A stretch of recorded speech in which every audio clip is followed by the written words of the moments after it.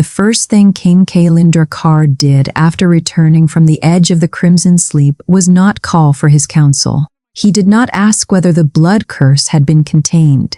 He did not reach for Princess Vaelissa, the woman the entire North expected him to marry. He opened his eyes in a candlelit royal chamber.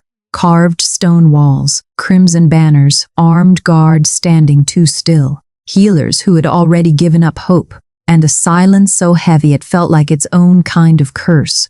Then he reached for the human nurse being dragged from his bedside. Lyra. The chamber froze. Lord Kaelin's hand was still closed around Lyra's upper arm. Her hair had slipped loose from its pins. Her eyes were red from 2 weeks without real sleep. A faint mark circled her wrist where his grip had caught her too hard, too fast. Across the room, Princess Vaelissa stood beside the throne-like headboard in a gown of white and silver, jewels catching the candlelight. Seconds ago she had been smiling. Not anymore. Kalan. She moved toward the bed first, certain the moment belonged to her. You're awake, thank the old gods. His gaze didn't move to her. His hand stayed outstretched toward Lyra. Vaelissa's smile thinned into something colder. She's exhausted, delirious with lack of sleep. She should be removed before she embarrasses herself further. Then, quieter, meant to wound. You're just his human nurse. Kaelan finally turned his eyes on the princess, pale, wounded, barely upright, and still carrying the kind of authority that had once silenced armies with a glance. Then why? He asked. Does her leaving frighten you? No one answered. Lord Kaelin's grip loosened. Lyra didn't run. Every instinct told her to 26 years of quiet survival, telling her to walk out of that chamber and not look back. But his hand was still reaching for her, trembling with the effort of staying raised at all. She crossed the room and took it. His fingers closed around hers, desperate, too strong for a man who should barely have been conscious. Please, he whispered, don't let her leave me again. 12 nights earlier, none of them had known any of this was coming. The Crimson Sleep began at the northern gates, where Kaelin had absorbed the first surge of an ancient blood curse to keep it from tearing through the capital. His veins had turned black beneath his skin. His heart had slowed to something barely countable. He collapsed before his own guard could reach him. If Lyra's story touched you tonight, this was only the beginning. Kaelin and his fierce, crimson-eyed queen's journey isn't over. Vaelissa's fate, the future of Ashbourne House, and a love between a human and a vampire king that proved stronger than destiny itself are all still coming.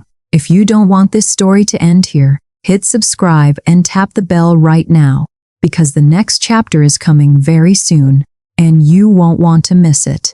Tell me one thing, which moment hit you the hardest? When Kaelin reached for Lyra the second he woke up, or when he gave up his immortality to save her? Drop it in the comments. I read every single one. See you in the next video. The royal healers tried everything sanctioned by 4 centuries of vampire medicine. Blood rites, old magic, silver needles blessed by the temple priests. Nothing moved him.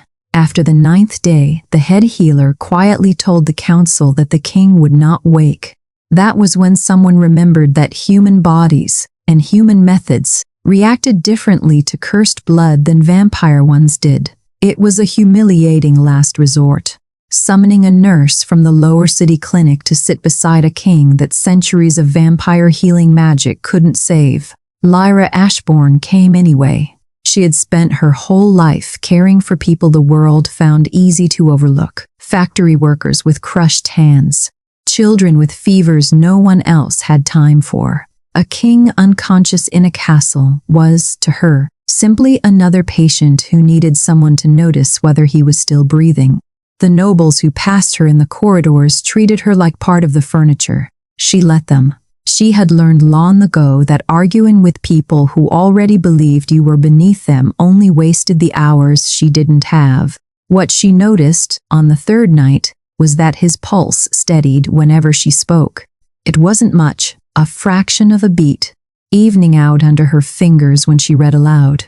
But she had spent a decade learning to trust small things in a body that couldn't speak for itself. And so she kept reading old stories from her childhood about lonely creatures finding their way home by lantern light, long after the other healers had gone to bed. "I don't know whether kings can hear people while they sleep," she told him one night, not really expecting an answer. "But no one should be alone in the dark, not even you." She repeated the ritual every night after that. Princess Velissa noticed too. She watched from the doorway more than once, arms folded, expression unreadable.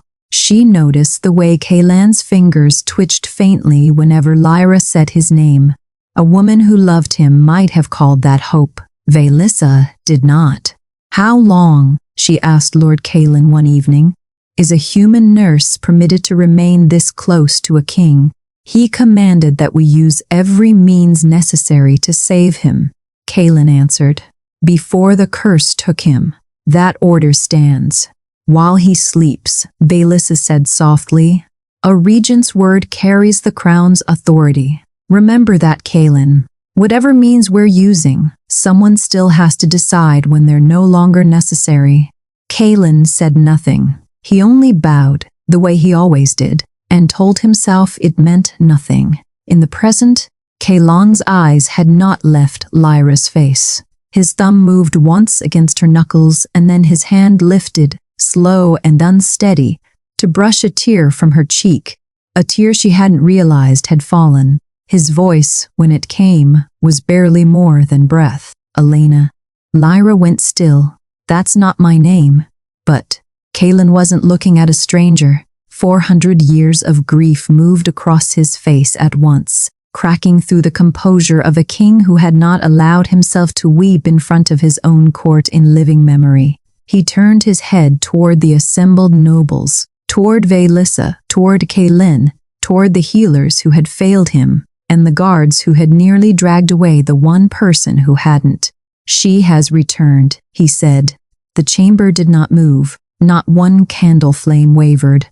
Lyra was still holding his hand, and she had no idea yet what she had just walked back into. The chamber erupted. Whispers broke out among the healers. A guard shifted his weight toward the door, uncertain whether to act. Velissa's composure cracked wide open. "He's delirious," she said, louder than necessary, as if volume could make it true. "The curse has damaged his mind. Someone summon the physicians. I'm not her." Lyra pulled her hand back a fraction, though Kaelan didn't let go entirely. "My name is Lyra Ashbourne. I'm not whoever you think I am." Something in Kaelan's expression steadied, the grief clearing just enough for recognition to surface beneath it. "Lyra," he said, correcting himself immediately, gently, as if testing the shape of her name against the memory that had swallowed him whole a moment ago. "Forgive me. I know who you are." It wasn't an explanation, but it was proof, however small, that whatever had gripped him hadn't erased the difference between the woman in front of him and the one in his memory. He turned toward the room, and the exhaustion in his face didn't soften the command in his voice. "Everyone out. Except Lyra and Kaelan." Velissa didn't move. "You are not well enough to be issuing. I am still your king." Each word landed with the weight of a man who had ruled the North since before most of the nobles in that room had been born. "That has not changed. Whatever else has. Leave." For the first time in living memory, Princess Velissa Mordain was dismissed from a royal chamber in front of witnesses. She left with her spine straight and her jaw tight, and the doors closed behind the last healer with a sound like a held breath finally released. Alone with Kaelan standing sentinel by the door, Kaelan let himself sog back against the pillows, the effort of authority costing him more than he'd shown the room. "I heard you," he said quietly. "The whole time." Lyra frowned. "That's not possible. You were gone." "I know. But the curse doesn't silence a mind, it traps it." He closed his eyes briefly. "I was inside memories I hadn't visited in centuries. Battlefields, burning villages." Her death Over and over, every time exactly the same, no matter how many times I tried to reach her hand before the blade did. His voice roughened. Every time I began to stop fighting, you pulled me back. With what? I only read to you. The wolf who followed the lantern home, Kaelin said. You told me no one should be alone in the dark, not even a king. Lyra went very still. She had said those exact words on the third night, when she'd believed with absolute certainty that no one, least of all an unconscious man half claimed by a curse, could hear her. You heard that, she said, and it wasn't quite a question anymore. I heard all of it. He looked at her the way a man looks at something he's afraid will vanish if he blinks. You kept me here, Lyra. Not the healers, not the priests. You, Elena, he said after a moment, was a human healer. She found me wounded 400 years ago before I wore a crown, before I had anything worth calling a name. She hid me in her family's cottage, though she knew exactly what I was. Why would she risk that? I asked her once. His mouth curved, faint and sad. She told me a wounded creature does not become less worthy of mercy because others fear its teeth. Lyra's breath caught. My mother used to say that, she said, almost word for word. I always thought it was just something she made up, a saying. Kaelin's expression shifted, something between wonder and dread. It was Elena's. Neither of them said what that might mean. The silence did it for them. Lyra busied her hands instead, because it was easier than sitting still inside a question she wasn't ready to ask. She checked the pulse at his wrist, steady if too fast, and peeled back the edge of the bandage over his ribs to inspect the wound beneath, pretending the warmth of his skin under her fingers meant nothing at all. He watched her the entire time, quiet and searching, restraint visible in the careful way he kept his hands still at his sides. I won't ask you to carry memories that aren't yours, he said finally. Whatever I believe I recognize in you, that isn't your burden. Good, Lyra said, tying off the fresh dressing. Because I'm your nurse, nothing more. I'm not the miracle you were hoping to wake up to. You were both, he said quietly, before I ever opened my eyes. She didn't have an answer for that. She gathered her things instead and left before he could see what the words had done to her face. Outside, in the corridor beyond the guarded doors, Velissa was already at work. The curse has clearly damaged his judgment, she told the small circle of nobles who had gathered, her voice pitched for sympathy rather than accusation. A human nurse, however devoted, has no place shaping the mind of a king. The marriage must proceed quickly. Before this, fixation does lasting harm to the throne's stability. Several nobles murmured agreement. Kaelin, lingering at the edge of the group unnoticed, watched Velissa pull a servant aside once the others dispersed. Search the nurses' quarters, she said low. I want to know everything connected to a woman named Elena Ashwin. Discreetly, Kaelin said nothing, but he did not forget it. Lyra's room in the servants' wing was small, plain, and hers, the only place in the castle that felt like it belonged to her rather than to the crown she served. She sat on the edge of her narrow bed and took out her mother's brass watch, its face cracked, its hinge worn smooth from years of handling. She remembered the raid the way she always did, in fragments, crimson flames against a black sky, masked riders. Her father's voice, hoarse and desperate, shouting for her to run, to protect the heart beneath the ash. She had always believed he meant courage, some final piece of wisdom passed down in the chaos, meant to steady her through grief. Now, for the first time, her fingers found the small catch at the back of the watch, one she had never thought to open. It gave with a soft click. Inside, pressed into the metal, was a miniature symbol, the same crimson gem she had seen resting over Callan's heart, carved in miniature, deliberate, unmistakable. Beneath it, engraved in letters worn thin with age, when the king sleeps in blood, The Essene Hort must wake. Lyra brought the watch to him the next morning, the inscription catching candlelight as she pressed it into his palm. Kalon went still the moment he saw it. This mark. His thumb traced the miniature gem etched into the brass. It belonged to a line of human healers, Elena's family. I was told they died out generations ago, that no one carried the bloodline forward. Apparently someone did, Lyra said. He called for Sereth within the hour. The royal archivist, a vampire so old his skin had gone the color of parchment, his eyes the only sharp thing left about him. I want the sealed records, Kalon told him.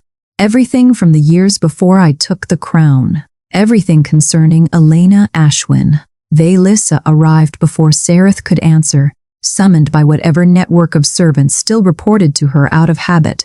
Those archives contain matters of state security, she said.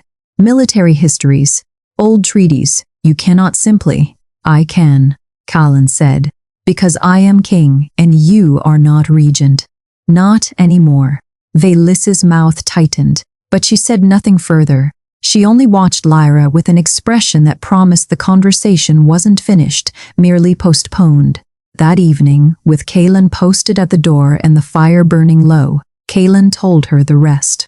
I was young, he began. Younger than you'd imagine, given everything I've since become. A prince, not yet a king, betrayed during an uprising within my own court. They left me for dead in a ravine 2 days from the capital. Elena found me first. A human healer, barely older than I was. She should have run. Instead, she dragged me into her family's cottage and spent 3 days deciding whether to let me live. What made her decide? I don't know. Even now, perhaps it was simply what she was, someone who couldn't watch a wounded thing suffer, whatever teeth it had. His gaze went distant, unfocused, the way it had before he'd said Elena's name for the first time. She stitched wounds that should have killed me without her hands ever shaking.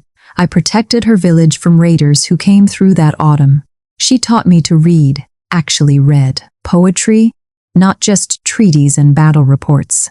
And I promised her a kingdom where her people wouldn't have to live as prey to mine. You loved her.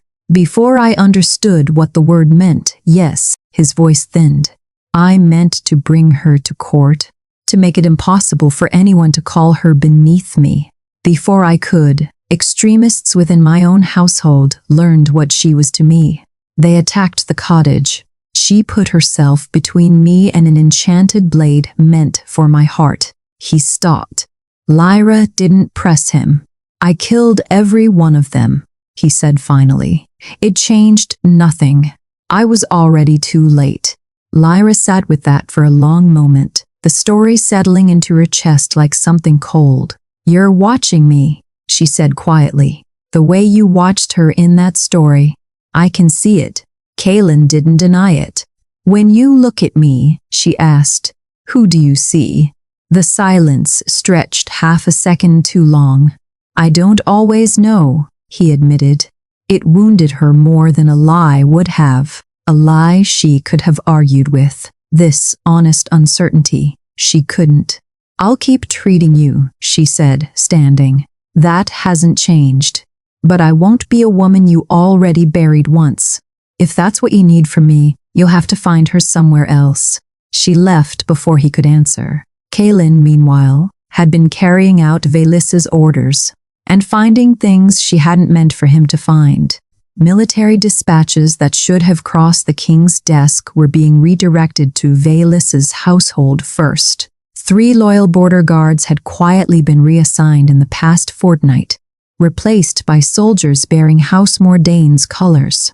And beneath the northern gate, where the first seal against the blood curse had held for over a century, Kalon found fresh scoring in the old stone. Deliberate. Recent. The curse hadn't simply erupted. Someone had broken it loose. He was still turning that over when a servant burst into the guard hall past midnight. Lyra's corridor, the servants' wing, an intruder. Kalon reached her door seconds behind the alarm. Inside, Lyra was already awake. Her mother's watch clutched tight in one hand, its brass warm, almost hot. Against her palm, as though it had roused her itself, a masked figure stood over her bed, blade already drawn, reaching for the watch with gloved fingers. Kaelin's sword was faster. The fight was brief and ugly. The assassin fought with the trained precision of a soldier, not a common thief, and the blade he carried bore House Mordain's crest worked into the hilt. Kaelin disarmed him, drove him to his knees, demanded a name. The man bit down on something hidden in his cheek instead. He was dead before Kaelin could stop him, foam already at his lips. "He's not a thief," Kaelin said grimly. Checking the body, he was sent.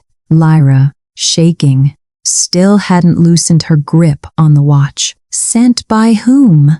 Kaelin searched the cloak and found the answer folded into an inner pocket, a single parchment, sealed in wax, the royal crest pressed clean and unmistakable into the crimson. A writ, authorization for Lyra Ashbourne's execution should she resist, bearing the king's own seal. Kaelin arrived minutes later, summoned by the commotion, and went white at the sight of the parchment in Kaelin's hand. "I never signed this," he said, turning it over as if the paper itself might explain the impossible. "I have never seen this order in my life." "The seal is genuine," Kaelin said quietly. "I'd stake my life on it." Kaelin's jaw tightened, the fear in his eyes no longer for himself. "Then someone inside these walls," he said, "has access to my authority, and has just used it to try to kill her." The forbidden archive lay 3 levels beneath the castle, past doors that hadn't been opened in decades, in air so cold and still it felt like walking into a held breath. Sereth led them by candlelight, his ancient hands steady on shelves of records no living noble had read. "The first appearance of the blood curse," he murmured, drawing out a brittle scroll, "was recorded here, along with what followed it." Kaelin read the prophecy aloud, his voice low in the silence. "When the sovereign enters the crimson sleep, only the healer whose soul remembers love may call him home. From ash shall rise the heart that binds mortal breath to immortal blood." "Reincarnation," Sereth said carefully, watching Lyra's face, "is not memory restored whole. A soul may carry echoes, instincts, affinities, the shape of old feeling, but the person who carries it remains entirely their own. You are not a vessel for someone who came before you, child. You are yourself, wearing a thread of her." It was the first thing anyone had said since she'd found the watch that made the ground feel solid again. Deeper in the records, Sereth found what he'd been searching for. A genealogy, faded but legible, tracing the Ashbourne name back through generations. Elena had a younger sister, he said, one who survived her and married and had children of her own. The line was thought lost. It wasn't. Lyra stared at the parchment as if it might rearrange itself into something less impossible. "I'm her descendant," she said slowly. "Not just." Echoing her. "Actually her blood." "Both," Kaelin said quietly. "The soul and the line. That's why the prophecy found you specifically. Further still, they found reference to an artifact. The Ashen Heart, forged to destroy the curse entirely, entrusted generations ago to the Ashbourne family to guard in secret." Lyra's hands had gone cold. "My parents," she said, "they didn't die protecting some idea. They died protecting this." It was Kaelin who found the last document, buried beneath decades of unrelated dispatches. A sealed military order, its ink faded but its authorization unmistakable. Kaelin's seal, Kaelin's signature, the operation that had burned Lyra's village. He read it in silence, his face draining of color. "Rebels," he said finally, "were reported hiding a weapon capable of killing vampire children. I authorized a strike to stop a massacre before it happened." His hand trembled slightly around the parchment. "The intelligence was false. I didn't know. I was told there was no other choice." Lyra's voice when it came was very quiet. "Your men killed my parents." Yes, he didn't look away from her. "The order was mine. Whatever was hidden from me doesn't change whose signature is on that page. You built 400 years of peace, Lyra said, on graves you never bothered to count, mine included. And you didn't even know my name until I was reading you bedtime stories. I know. That's it? You know? What would you have me say? His voice cracked, just slightly. That I'm sorry? I am. It changes nothing for the people I've already lost, and it changes nothing for you. He set the order down between them. Deliberate. Every record in this archive is open to you now. Everything. When the curse is ended, I will submit myself to judgment for what happened to your village. Human courts, if that's what you want. I'm not asking you to forgive me. I have no right to ask you for anything. Lyra looked at him for a long moment. Not the king, not the ghost of a dead woman's memory, but simply a man standing in the wreckage of his own decisions and refusing to look away from it. It was the first time she saw him as only Kaelin. While they'd been underground, Velissa had not been idle. Copies of the military order, real, damning, but stripped of any mention of the falsified intelligence behind it, had already reached the human districts by nightfall. By the time Kaelin's guards realized what had spread, the lower city was already burning with a different kind of fire. The king murdered your families and hid a human woman in his bed to ease his conscience, the whispers said, sharpened by Velissa's careful omissions. To the nobles, she told a different story. The nurse means to use his guilt as a leash, she said, moving through the court with practiced grief. She'll have him signing away vampire authority before the season turns, and he's too besotted to see it. By morning, the kingdom had begun splitting cleanly along a line that hadn't existed a week before. Human districts seething with fresh grief, vampire nobles closing ranks around Velissa's warnings. The messenger arrived at dawn, bloodied and barely upright, having run the last mile from the lower city on foot. Rebels, he gasped, dropping to one knee before the throne. They've taken the lower city clinic. Hostages, your majesty, nurses, the sick, children who couldn't be moved. Kaelan was already on his feet. Demands? The messenger's eyes went to Lyra, and something in his expression made her stomach turn cold before he even spoke. They want the nurse, he said. Lyra Ashbourne. Surrendered by dawn tomorrow, or they start with the children. No, Kaelan said before the messenger had even finished rising from his knee. I forbid it. You don't get to forbid it. Lyra was already moving, pulling her cloak from its hook. You can command armies. You can command this entire castle. You cannot command my conscience. They're using you as bait. You understand that? I understand that our children in that clinic who used to fall asleep on my shoulder during night shifts. She fastened the clasp at her throat, hands steady despite everything. I'm not asking your permission. Kaelin opened his mouth to argue further, and then stopped himself, visibly, deliberately, the way a man stops his own hand before it does something he'll regret. If I forced you to stay, he said quietly, I would be no different from every person who's ever decided your life belonged to them instead of you. I won't do that. Then don't. Let me come with you. You can barely stand upright for an hour without your side reopening. She softened, just slightly. You'd be a hostage they didn't have to take. I need you here, not bleeding on a cathedral floor. He didn't like it. She could see that plainly. But he let her go. What neither of them saw was Kaelin, already gathering his sword, already following at a careful distance the moment she left the gates. The abandoned cathedral in the lower city had been a place of worship once, before the districts had split so cleanly along old hatreds. Now its broken windows let in gray morning light over rows of frightened faces, nurses she'd trained beside, children from the clinic wrapped in blankets, all of them bound and watched over by armed men in ragged coats. Their leaders stepped forward as she entered, Thomas. She recognized the scar along his jaw before she recognized his face, a survivor of the same raid that had taken her parents, grown into a hard, unforgiving man in the years since. You serve him now, Thomas said, not a question. The king who burned our homes.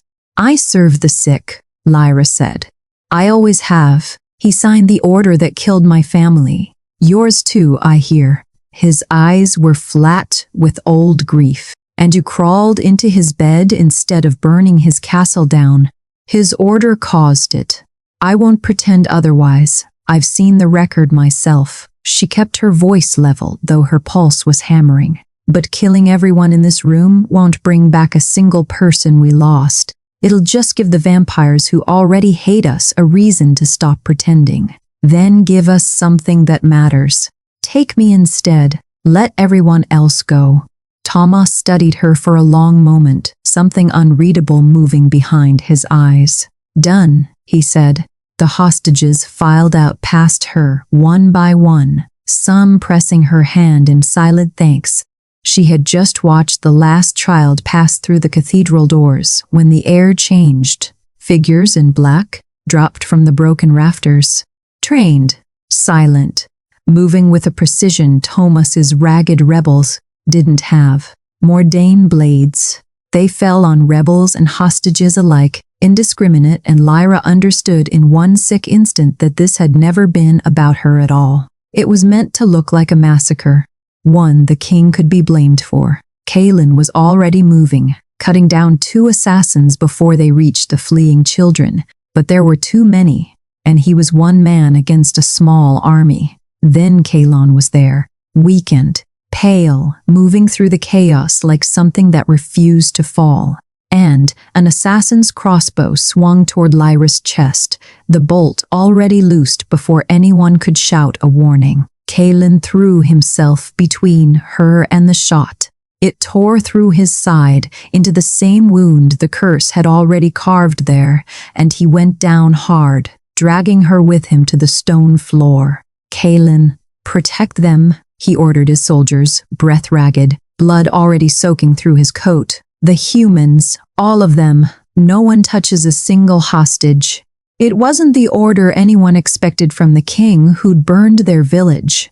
Word of it would travel faster than the massacre itself. She worked over him in the wreckage of the cathedral, packing the wound with trembling hands, refusing to let herself think about how much blood he'd already lost. You didn't have to do that, she said. Yes, I did. Because of Elena. It came out sharper than she meant. No. His hand found hers, weak but certain. Elena taught me mercy, once, a long time ago. You're the one who makes me choose it, every single time, whether I want to or not. That's not the same thing. She stared down at him, something in her chest cracking open despite every wall she'd built against it. She leaned closer without deciding to, close enough to feel his breath, and stopped herself an inch from his mouth. I don't know if this is real, she whispered, or just a soul remembering something that isn't mine to want. Then we'll find out, he said slowly, however long it takes. Kaelin found her afterward, kneeling amid the wounded, his sword hanging loose in his hand, and something like shame written across his face. There's something you should know, he said. Before the raid on your village, I processed the order that removed your family from the protection registry. I didn't know what it would lead to. I told myself it was routine. Lyra looked up at him. My obedience helped make it possible, he said. He turned the sword, offered the hilt to her. If you want to judge me for it, I won't stop you. She didn't take it.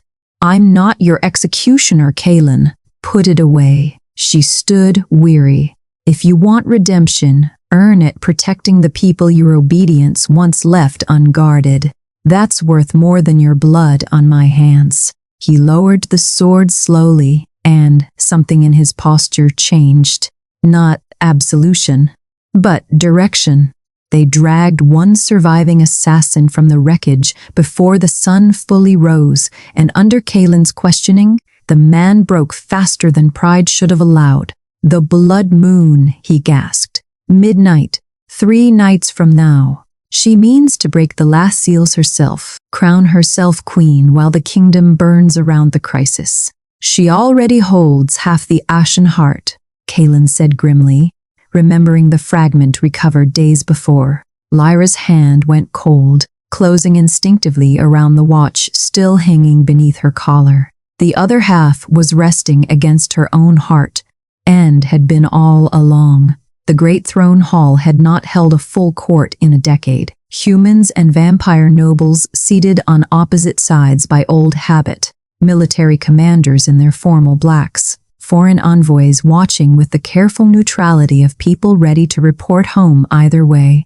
Velissa arrived last, dressed in white and silver as though the day had been arranged for her coronation rather than her reckoning. She moved through the hall with the calm of a woman certain that a wounded king, weeks from death, posed no real threat to her. Kaelan sat the throne himself, pale but upright, Lyra standing at his right hand in plain nurse's dress among all that finery, refusing to pretend she belonged anywhere else.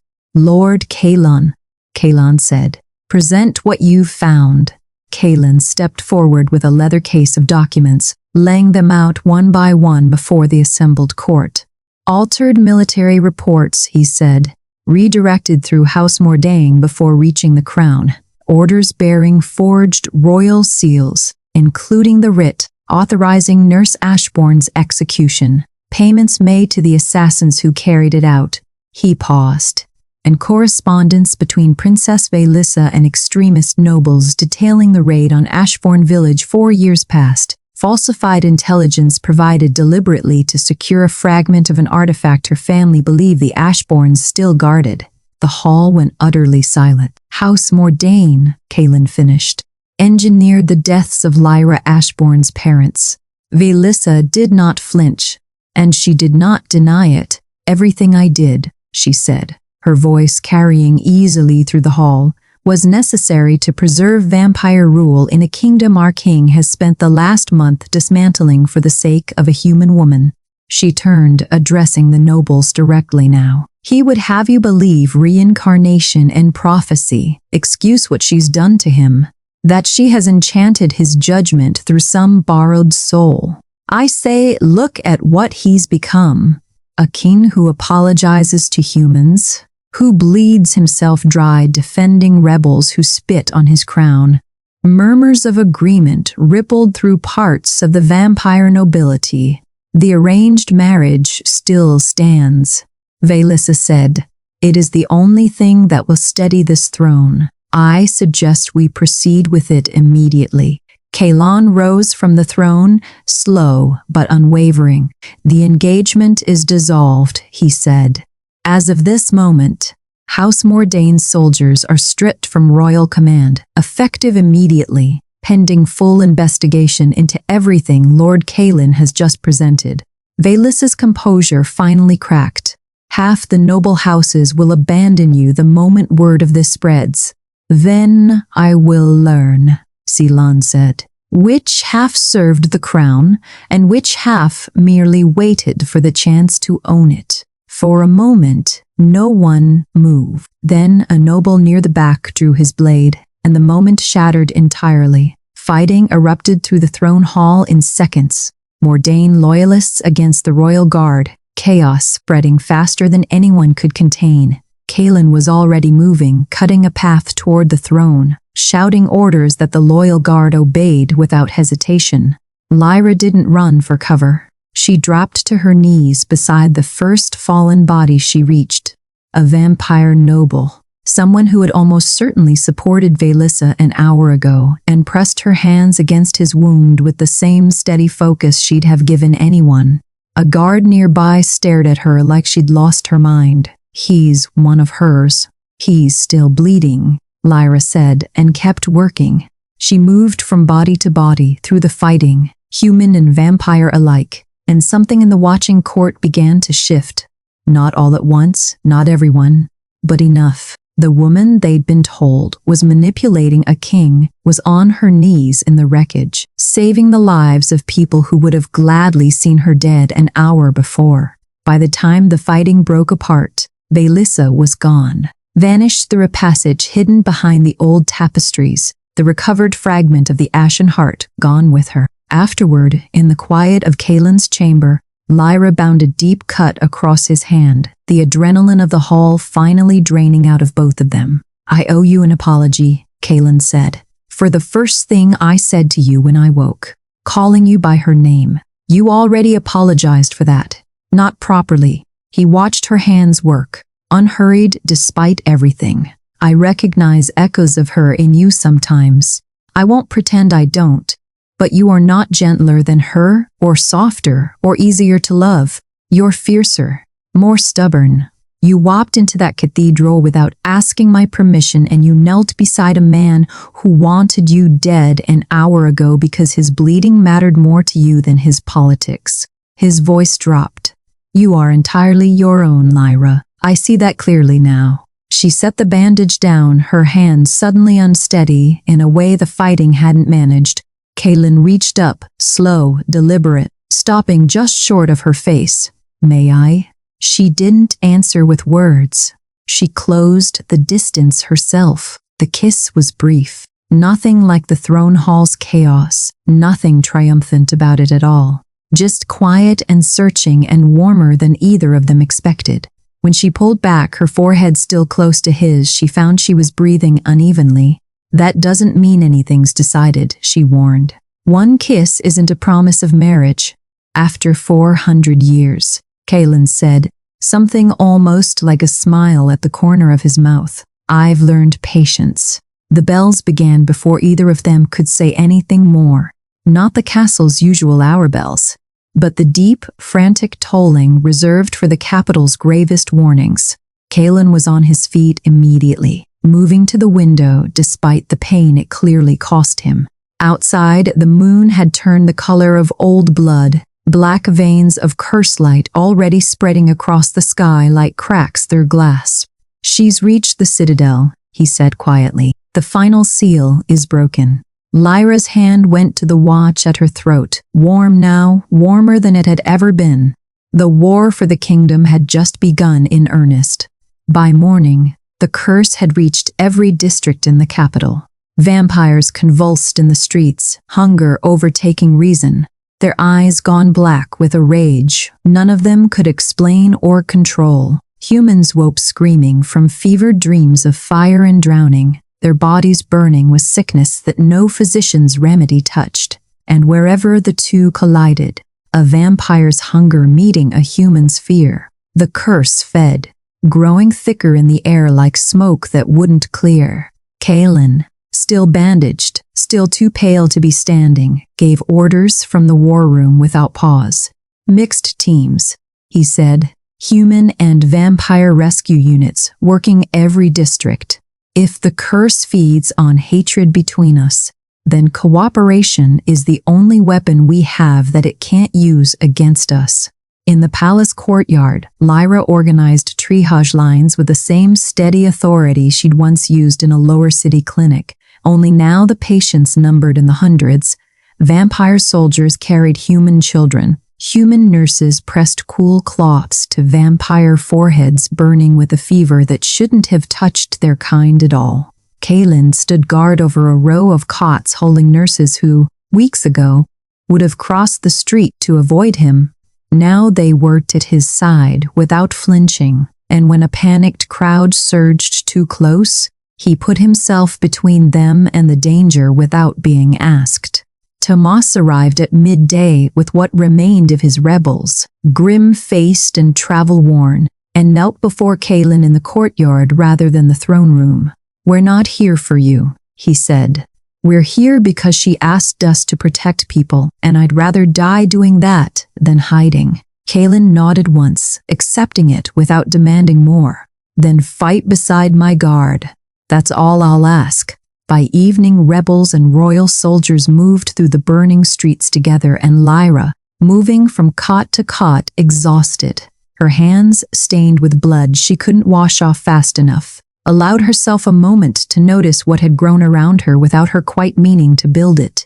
Kaelin, Thomas, Sereth, bent over ancient texts nearby, murmuring incantations under his breath. Kaelin, refusing to rest despite everyone's insistence. A family assembled from people who should have hated each other. Sereth found her near dusk, the ashen heart's remaining half, hers, resting in his palm where she'd finally handed it over for study.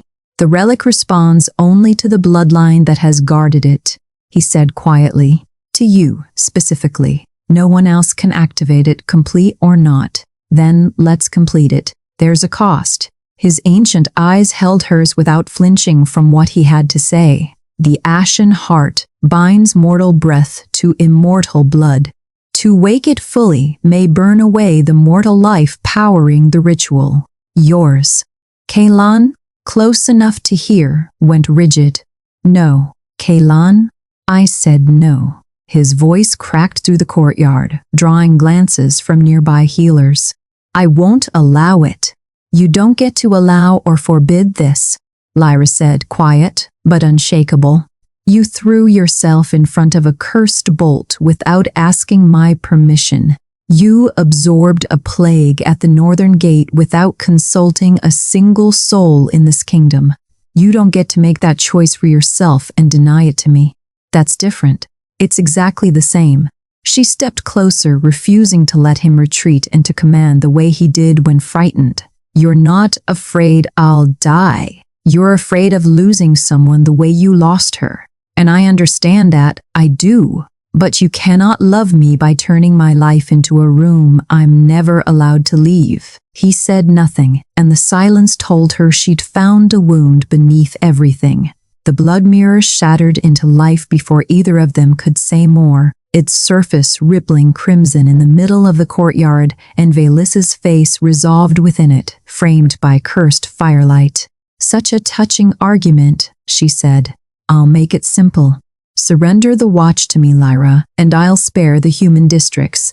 Every life in the lower city in exchange for one small trinket. It's a trap, Kaelin said immediately. She needs Lyra alive. The relic won't answer to anyone else's blood. Lyra held Velissa's gaze through the mirror, understanding settling cold and clear. You don't want the watch, she said. You want me to come to you. Velissa's smile didn't waver. Midnight. The Citadel. Bring what's mine, and perhaps I'll let the rest of your precious kingdom live to see morning. The mirror dissolved into mist. Lyra didn't argue with Kaelin again. She'd learned over these last weeks that some decisions weren't made through argument at all. She wrote the note by candlelight while he slept, finally exhaustion overtaking him for the first time in days, and left it on the table where he'd find it. Kalan, I am not choosing to die. I am choosing the only chance any of us have to end this before more people burn in a war neither race started and both races are dying in. You cannot protect me by keeping me small enough to fit inside your fear. I need you to trust the woman I actually am, not the ghost you're afraid of losing again. If I don't come back, know that I chose this with clear eyes and that I loved you as myself, not as anyone else's memory. Lyra. She left before dawn, the watch warm against her chest, her cloak pulled tight against the black veins spreading overhead like cracks through the sky itself. The Crimson Citadel rose out of the ruined northern district like something the curse itself had built. Towers wreathed in unnatural flame, the air around it thick with a wrongness that made her skin crawl the closer she came. The gates stood open, waiting.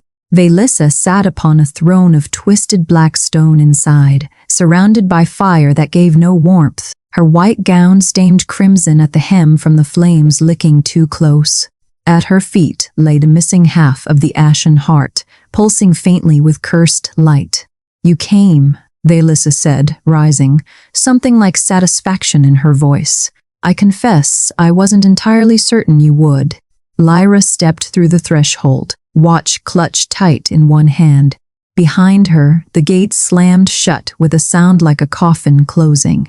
You think this is about him? Velissa said, circling her slowly. About Kaelin. About some petty desire to be chosen over you. She laughed, short and humorless. I stopped wanting to be chosen a long time ago. Then what is this? My mother was set aside the year I was born because I wasn't a son. Discarded. Replaced within a season, as though 20 years of loyalty meant nothing beside the right anatomy. Velissa's voice didn't waver, but something old and raw moved beneath it. I learned early that affection is a leash, Lyra. Love is a door someone else holds the key to, but a throne. She looked toward the twisted stone seat behind her. A throne doesn't abandon you. A crown doesn't decide one day that you're not enough, so you'd burn a kingdom down to sit on something that can't love you back. At least it can't leave. There was nothing to say to that. Only pity, and Velissa would have hated pity more than hatred. Velissa moved fast, closing the distance and forcing Lyra's hand down onto both relic fragments at once, her grip like iron around Lyra's wrist. "Wake it," she hissed. "Your blood, or I'll open your throat and take what I need from what spills." The ashen heart answered before Lyra could resist. Light tore up through her arm, and the world dissolved. She was Elena, pulling a bleeding stranger from a ravine, deciding in one heartbeat that his sphere-shaped teeth didn't matter. She was Elena, laughing over poetry by firelight, feeling something unfamiliar and terrifying bloom in her chest. She was Elena's first kiss, hesitant and certain all at once. She was Elena, stepping between Kaelin and a blade meant for his heart, feeling it go through her. Instead, feeling the world go white and cold, and then quiet. And in that quiet, one single wish, burning brighter than the pain, find him again. Lyra felt herself dissolving into 4 centuries of someone else's want. Then, distant, cutting through the flood like a blade through water, a voice. Not calling for Elena. "Lyra Ashbourne, come back to me." It anchored her the way nothing else could have. Elena had never heard that name. Elena had never known this life, this century, this particular grief over a village raided for an artifact she'd never touched. Lyra opened her eyes, in her own body, and found her footing again. "I carry her love," she said, her voice raw but steady. "I don't carry her unfinished life. I choose him because I chose him, Velissa, not because a dead woman wished it 400 years ago." Velissa's face twisted with fury at losing her hold. The citadel doors shattered inward. Kaelin came through first, weakened but relentless. Kaelin at his side with a small force of loyal guard. Velissa's cursed soldiers met them instantly, and Kaelin threw himself into the front line, taking a blow meant for a younger guard, blood soaking dark through his coat before he drove his attacker back. Kaelin didn't stop moving until he stood before Velissa. "One final offer," she said, breathless, triumphant despite everything. "Marry me. Preserve vampire rule as it was meant to be. Or watch her die on this floor and rule over ashes." "I would rather rule nothing," Kaelin said, "than build a single hour of eternity on her grave." Velissa's answer was to open herself fully to the curse she'd spent weeks cultivating. It poured into her like poison welcomed as medicine, her form twisting, growing, monstrous wings of black smoke tearing free of her back, her eyes gone entirely to void. She struck Kaelin aside with a force that sent him skidding across cursed stone, and he rose slower than he should have, blood at his mouth, still weakened from wounds that hadn't finished healing. Lyra didn't wait for him to recover. She pressed both hands to the completed ashen heart and let it wake fully. The relic answered by beginning to take exactly what Seraph had warned it would, her mortal life, drawn out through her palms in threads of white light, her knees buckling as the world dimmed at the edges. Kaelin reached her before she fell. "No," he said, and pressed his own hands over hers against the relic. "Not alone. Not ever alone. Kaelin, this will cost you your immortality." "Then it costs me my immortality." His voice didn't shake. "I have already lived 4 centuries too long without you in either of my lives. Take what you need." Together, their combined light, mortal and immortal, human and something older, poured into the ashen heart, and the curse began pulling out of the sky itself, drawn down into the relic like poison, drawn from a wound. Velissa lunged for the relic, desperate to seize its power before it closed to her forever. and the curse she had fed for weeks turned on her exactly as hatred always eventually does. It didn't ask what she wanted. It only consumed what she'd given it permission to become. She screamed once, and the monstrous form collapsed inward, leaving only Velissa, small, human-seeming, stripped of everything she'd built her identity upon. Inside the light, Céline saw her, Elena, not as memory, not as grief, but as something finally at peace, watching him with an expression he hadn't seen in 400 years. Not longing, release. She didn't speak. She didn't need to. He understood in that instant that she had been waiting all this time not to be found again, but for him to stop looking. He turned from her toward Lyra and reached. The ashen heart shattered between their joined hands, and the black veins spreading across the sky above the citadel dissolved into nothing, taking the curse with them. Céline woke amid the ruins some unknown time later, the citadel silent and gray with dawn light. His hair remained silver. That hadn't changed, but his own heart beat when he pressed a hand to his chest, thudded with an unfamiliar mortal rhythm beneath the old immortal one. Lyra lay beside him, pale, motionless, her hand still loosely tangled with his. Lyra. He gathered her against him, panic clawing up his throat. Lyra. She didn't breathe. 1 second. 2. 5. Unbearable. Endless. Then her chest rose in a sharp, ragged gasp, her eyes fluttering open, finding his with visible effort. "You look worried, Your Majesty," she whispered. Several weeks passed before the capital stopped smelling like smoke. The curse was gone entirely. Not a trace of black veining left in the sky, not a single fever left burning in the districts. What remained was the slower work, rebuilding, judging, deciding what kind of kingdom would rise from the ash. Velissa survived the citadel, stripped of everything but her name.